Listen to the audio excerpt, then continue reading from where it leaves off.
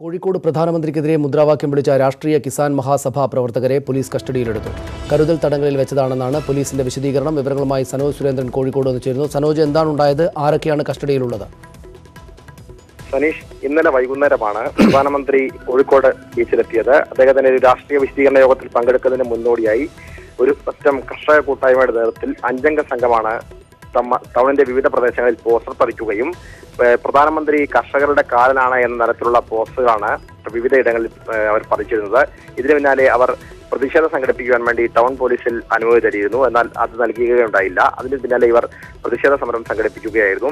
ഇതിനെ തുടർന്നാണ് പോലീസ് 5 അംഗ സംഘത്തെ കസ്റ്റഡിയിലെടുക്കുകയും 12 മണിക്കൂർ കരുതൽ തടങ്കലിൽ വെച്ച ശേഷം വിട്ടയക്കുകയും ചെയ്തത്. എന്നാൽ ഇതിന് പോലീസ് നൽകുന്ന വിശദീകരണം, ഇവർ ഈ മുദ്രാവാക്യം വിളിയുമായി ടൗണിന്റെ മധ്യഭാഗത്തേക്ക് എത്തുമ്പോൾ നിരവധി BJP പ്രവർത്തകർ പ്രധാനമന്ത്രിയുടെ പരിപാടിയിൽ പങ്കെടുക്കാൻ വേണ്ടി എത്തിയിരുന്നു.